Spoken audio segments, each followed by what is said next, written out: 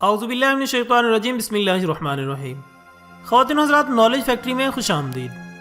नाज़रीन इकराम, हिचकी एक ऐसा अमल है जिसके मुतालिक मजहबी फ़िरकावारियत की तरह मुख्तलिफ राय पाई जाती हैं।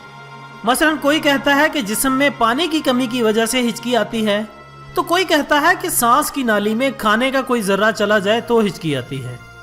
इसी तरह एक ग्रोह का तो ये भी कहना है कि हिचकी इस वक्त आती है जब कोई प्यारा आपको बहुत शिद्दत से याद कर रहा हो, यानी वो इंसान आपको याद करके हिचकियों की सूरत में मिस कॉल्स देता है। नाज़रीन इकराम, ये सब बेमतलब बातें हैं, इनका हकीकत के साथ कोई ताल्लुक नहीं।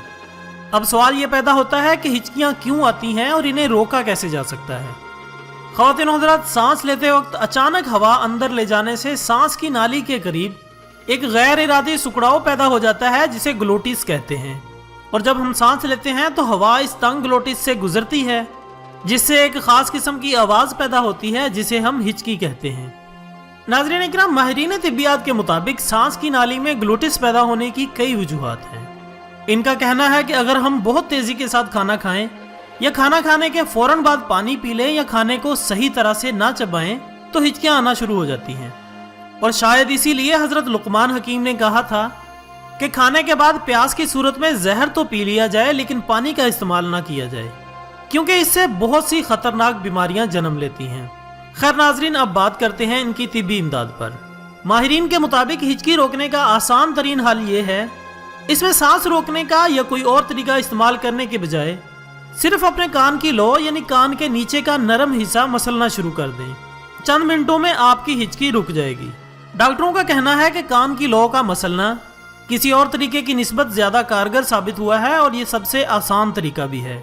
नाज़रीन इकराम, इसी तरह कुछ और तरीके भी हैं जिनके ज़रिए आप हिचकी को मिनटों में रोक सकते हैं। मसलन जिस शख्स को हिचकी आ रही हो, इसे कोई ऐसी बात कह दी जाए जिससे इसे जहनी झटका लगे तो हिचकियाँ फ़ौरन रुक जाती हैं। इसके अलावा शॉपिंग बैग में चंद सेकंड्स के लिए सांस रोकने से खून में कार्बन डाइऑक्साइड की मिकदार बढ़ जाती है, जिससे दीगर पट्टों समेत डायाफ्राम भी सुकून में आ जाता है और हिचकी रुक जाती है। माहिरीन तिब्बियात का कहना है कि जुबान के नीचे शहद रखने, लीमू चाटने और सुर्ख मिर्च की चटनी खाने से भी फर्क पड़ता है। और यही नहीं बल्कि हिचकियां दूर भगाने के लिए एक आसान वर्जिश भी है। अगर आप अपने घुटनों को खींचकर सीने तक ले जाएं और कुछ देर तक इसी हालत में रहें तो हिचकियां गायब हो जाती हैं।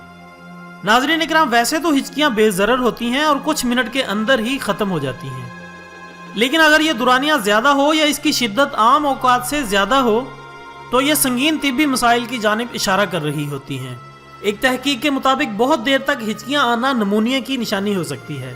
अगर इसके साथ सीने में दर्द, ठंड महसूस होना, बुखार और सांस घटने जैसी तकालीफ भी हों तो ये नमूनिया है, क्योंकि फेफड़ों के इन्फेक्शन के बायस हिचकियाँ आम मामूल से ज़्यादा देर तक आती रहती हैं। एक तहकीक के मुताबिक अक्सर ज़हनी तौर पर शदीद तनाव का शिकार होने पर हिचकियाँ लग जाती हैं, और ऐसा होने पर आपको वर्जिश या किसी से बातचीत करनी चाहिए। अगर आप गुर्दों के अमराज का शिकार हैं और आपको मालूम नहीं है और अक्सर हिचकियों का सामना होता है तो ये इस बात की अलामत हो सकती है कि आपके गुर्दे ख़राब हो रहे हैं। ये हिचकियाँ हड्डियों में दर्द, सांस में गैर मामूली बू और मसल खींचने के साथ हो तो फौरी तौर पर किसी डॉक्टर से रुजू करना चाहिए। इसके साथ ही आज की वीडियो का इख्तिताम होता है। कल मिलते हैं एक नए टॉपिक के साथ, तब तक के लिए इजाज़त दीजिएगा। अपना, दोस्तों, रिश्तेदारों और गिरदनवा के तमाम लोगों का बहुत ख्याल रखिएगा। अल्लाह हाफिज़।